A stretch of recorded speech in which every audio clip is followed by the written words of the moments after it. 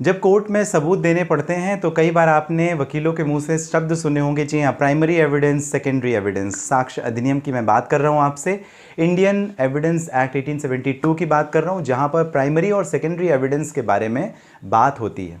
अगर आप क्लाइंट हैं तो कई बार ये बाउंस कर जाता होगा आपको। आसान शब्दों में अगर हम समझने की कोशिश करें कि प्राइमरी और सेकेंडरी एविडेंस क्या होता है तो उसकी जानकारी आपको इस वीडियो में मिलेगी। आपने शुरुआत अशोक पांडे के साथ में की है। आप सभी का स्वागत है।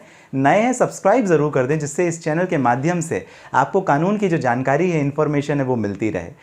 चलिए बात करते हैं सेकेंडरी और जो प्राइमरी एविडेंस होते हैं उसके बारे में। प्राइमरी एविडेंस वो सारे ही डॉक्यूमेंट्स होते हैं जो कि ओरिजिनल फॉर्म में हैं। जैसे मान लीजिए आपकी जो मार्कशीट हो गई, 10th क्लास की मार्कशीट, चाहे senior secondary education board CBSE आपको जो देता है या कहीं से भी आपको मिली है, उसे आप कंसीडर कर सकेंगे। ओरिजिनल जो भी डॉक्यूमेंट है, ओरिजिनल डॉक्यूमेंट, उसे आप प्राइमरी एविडेंस माने। अब जो सेकेंडरी एविडेंस है फिर वो क्या होगा? उसी की जो जेरोक्स कॉपी है, उसी की जो फोटो कॉपी है, उसे आप सेकेंडरी एविडेंस मान सकते हैं। सबसे महत्वपूर्ण बात, अगर मान लीजिए ये जो मैं रिकॉर्डिंग कर रहा हूँ, मेरे मोबाइल फ़ोन पर इस वीडियो की जो पहली रिकॉर्डिंग हुई है, ओरिजिनल रिकॉर्डिंग हुई है, आप उसे प्राइमरी एविडेंस समझ लीजिए। अगर मैं फ़ोन के सहित कोर्ट में ही सबमिट कर दूँ, लेकिन अगर इसकी एक कॉपी बना करके मैं पेन ड्राइव में या इसकी कॉपी एक CD में बना करके ले लेता हूँ और फिर उस CD को मैं सबमिट करता हूँ कोर्ट के सामने, तो सेकेंडरी एविडेंस माना जाएगा। सेकेंडरी एविडेंस जो भी होंगे साक्ष्य अधिनियम के अंतर्गत, वो कोर्ट का एक डिस्क्रिशनरी पावर होता है कि कोर्ट उसे कंसीडर करना चाहे एडमिसिबल, यानी उसे लागू करना चाहे, उसे रिकॉर्ड में लेना चाहे या नहीं। कुछ चीज़ें ऐसी होती है जिसे वो मना कर देती है, और कई जगह वो कहती है नहीं, आपको प्राइमरी एविडेंस ही देने पड़ेंगे। जैसे शादी, जब शादी हुई तो शादी के जो फोटोग्राफ्स ओरिजिनल फॉर्म में होते हैं, कोर्ट कहती है कि आप अपना मैरिज सर्टिफिकेट प्रोड्यूस करो। जो आपको कॉर्पोरेशन से ओरिजिनल मैरिज सर्टिफिकेट मिला है या मैरिज रजिस्ट्रार ऑफिस से ओरिजिनल सर्टिफिकेट मिला है, वही दो। उसके अलावा आप दूसरा दोगे तो नहीं चलेगा। आप उसकी फोटोकॉपी या जेरोक्स कॉपी भी तो सबमिट कर सकते हैं ना। लेकिन चांसेस ये हैं कि आप उसमें खिलवाड़ कर सकते हैं। कैसे? Ashok Pandey and Monika Pandey, suppose it husband wife का नाम था, आपने उसमें एक पट्टी अलग कर दी फोटोकॉपी करवाते टाइम, और अशोक पांडे की जगह आपने प्रणय पांडे कर दिया, आपने अभिषेक पांडे कर दिया, आपने राकेश पांडे कर दिया, तो खेल गड़बड़ हो गया ना। शादी तो हो गई, जो डॉक्यूमेंट है वो सेकेंडरी डॉक्यूमेंट जो है वो बदल गया। तो इसी वजह से कोर्ट कोशिश कर दी कि अगर प्राइमरी एविडेंस करने लायक स्टेज है तो प्राइमरी एविडेंस ही आए। तो एग्जामिनेशन, क्रॉस एग्जामिनेशन के लिए अगर कई बार इस प्रकार के डॉक्यूमेंट अगर आपको सबमिट करने की बारी आती है, कोर्ट में जब सबूत देने की बारी आती है, तो ये बात काफ़ी ज़्यादा ध्यान में रखने वाली होती है।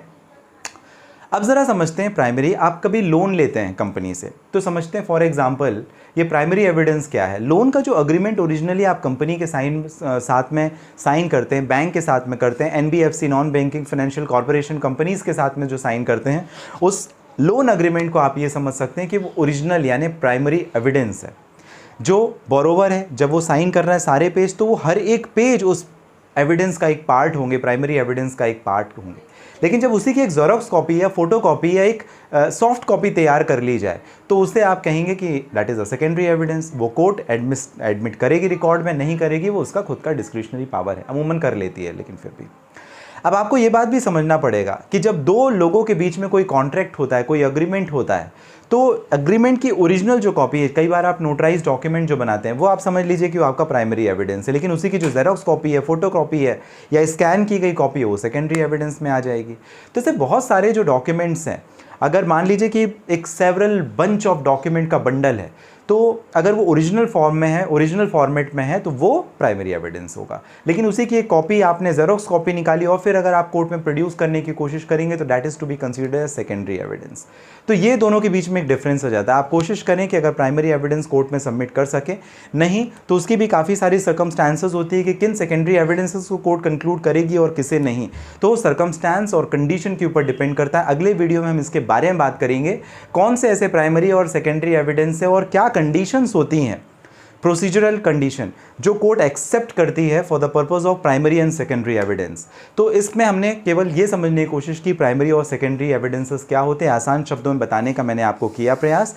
इसके अलावा भी जो इलेक्ट्रॉनिक एविडेंसेस होते हैं, इलेक्ट्रॉनिक एविडेंसेस को कब कोर्ट लागू करती है, किस तरीके से वो कोर्ट में दिया जाता है, यानी जो आपके पास में मोबाइल फ़ोन में रिकॉर्डिंग है, आपके पास में फ़ोटोग्राफ है, आपके पास में जो कॉल रिकॉर्डिंग आप करके कोर्ट में प्रोड्यूस करने, चाहे पैसे के लेन देन की बात हो या किसी के साथ लड़ाई झगड़े की बात हो या कहीं पे कोई क्रिमिनल एक्टिविटी रिकॉर्ड हुई या कोई सिविल एक्टिविटी रिकॉर्ड हुई, तो उसके सबूत जो आप कोर्ट में प्रस्तुत करते हैं इन इलेक्ट्रॉनिक फॉर्म, तो वो कब एडमिसिबल है, उसकी क्या कंडीशन है, इसके पहले एक जो वीडियो मैंने बताया था वो आप ज़रूर देखिएगा, वो आपके काफ़ी काम आएगा।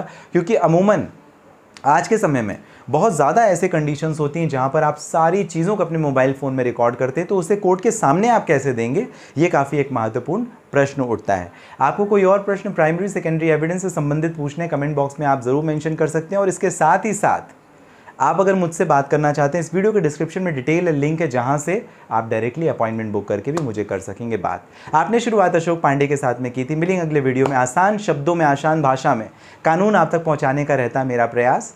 और आप सभी स्वस्थ और सुरक्षित रहें, इसी कामना के साथ मिलेंगे हम अगले वीडियो में।